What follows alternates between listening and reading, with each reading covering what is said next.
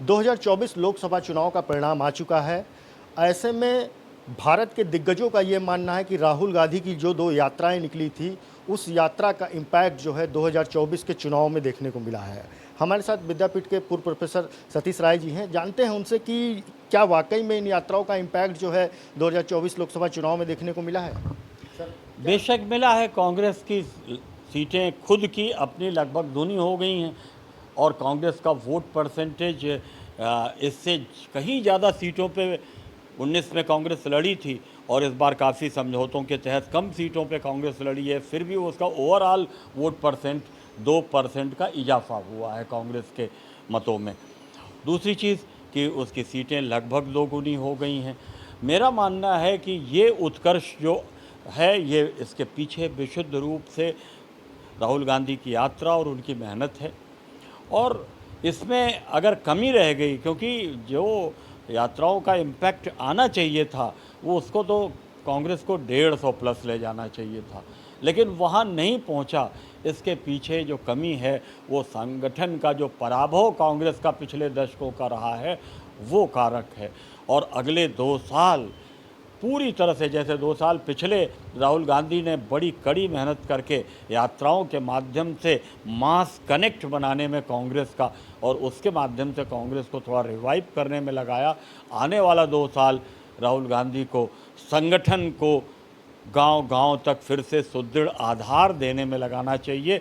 और वो काम पिछले कुछ वर्षों में कांग्रेस में संगठन निर्माण की जो शैली रही है, कुछ जिस पे कॉरपोरेट का इम्पैक्ट, मैं राजनीति शास्त्र का विद्यार्थी हूँ और कांग्रेस के प्रशिक्षणों से भी मेरा पुराना नाता रहा है। कुछ तो पुरानी उसमें वो कॉरपोरेट वाली रीति-नीति नहीं प्रशिक्षण की और तैयार करने की, ट्रेनिंग नहीं, कांग्रेस ट्रेनिंग नहीं देती रही है। कांग्रेस कांग्रेसियत में संस्कारित करती रही है और उसका गेटवे कांग्रेस के इतने लगभग 1.5 सदी की परंपरा में कांग्रेस सेवा दल रहा है। खास करके 1923 के में सेवा दल बना, उसके बाद कांग्रेस सेवा दल गेटवे रहा है।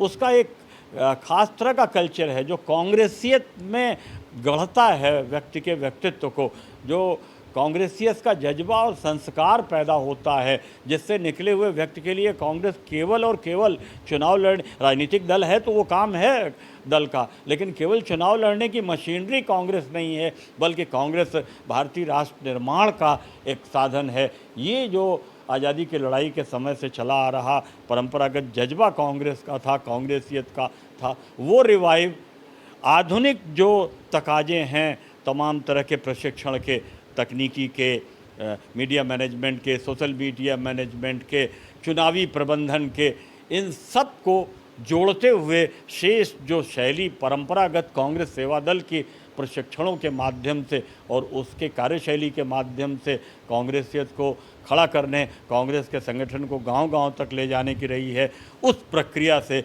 राहुल गांधी को ये काम आने वाले 2 वर्षों में उन्होंने कर दिया।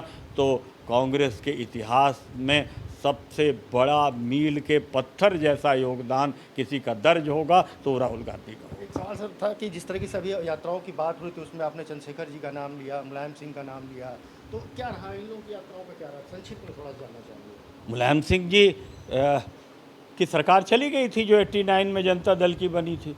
उसके बाद उन्होंने अलग पार्टी बनाई, समाजवादी पार्टी। 93 में उसका क्या शुरू हुआ आपने देखा, 4 या 5 सीटें कहीं जीत ली थी उन्होंने अपने निजी प्रभाव वाली। लेकिन 93 में एक बड़ा इमरजेंस काशीराम जी के साथ मिलकर के हुआ, लेकिन मुलायम सिंह एक बड़ी ताकत के रूप में उभरे। तो बिटवीन 91 एंड 93 उन्होंने बस यात्रा की जो उसमें उत्तर प्रदेश की कोई विधानसभा नहीं, 425 विधानसभाएँ थीं तब, बल्कि एक विधानसभा में 3 या 4 ब्लॉक हैं, तो कोई ब्लॉक नहीं छूटा था उनसे जहां वो नहीं गए। और उसके बाद मुलायम सिंह पूरे सूबे के कद्दावर नेता के रूप में उभरे। यही काम चंद्रबाबू नायडू ने किया। सो जाते थे वहीं बस में, वहीं किसी चापाकल पे सवेरे स्नान करके फिर आगे बढ़ते थे। वाईएसआर ने यही काम किया था वहाँ आंध्र प्रदेश में। और थोड़ा वो जो भाजपा की कार्यशैली है, एक ग्लैमर पॉलिटिक्स एक ब्रांडेड ढंग से, तो उस तरह की एक ब्रांडेड ढंग की यात्रा आप कह सकते हैं लाल कृष्ण आडवाणी जी की थी, रथ यात्रा। लेकिन उसने भी बहुत गहरा इम्पैक्ट छोड़ा। जो 84 में 2 सीट पे भारतीय जनता पार्टी थी, वो सैकड़ा में आ गई पार्लियामेंट में। चंद्रशेखर जी की यात्रा तो पद यात्रा जो थी वो किलोमीटर वाइज राहुल गांधी से बड़ी थी, 4500 किलोमीटर की थी। यद्यपि वो कश्मीर तक नहीं गए थे, ठीक है, उस समय 80 के दशक में, वो 84 से पहले 84 में यात्रा पूरी हुई थी उनकी। और संयोग से दिल्ली पहुँचे तो वो ऑपरेशन ब्लू स्टार वगैरह हो गया था, और फिर वो उतना मैसेज नहीं क्रिएट हुआ था, लेकिन लंबा चले थे तो उसका मैसेज देश में क्रिएट हुआ था। आने वाला समय में वो देश के प्रधानमंत्री बन जाते हैं, कभी सरकार में नहीं रहे वो, उससे पहले सीधे प्रधानमंत्री बन गए इस मुल्क के।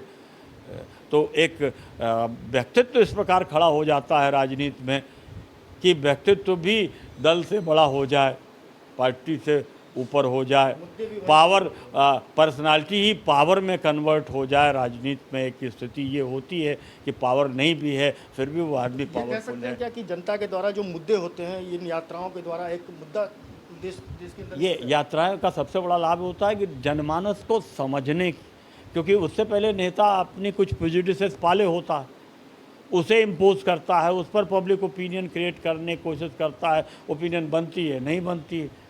लेकिन जब पहले वो सुनता है लोगों को, समझता है लोगों को, फिर एक धारणा बनाता है, फिर उस धारणा के आधार पर जनमत निर्माण का काम करता है, तो उससे बनने वाला जनमत ज़्यादा सकारात्मक होता है, ज़्यादा प्रभावकारी होता है, पुख्ता होता है।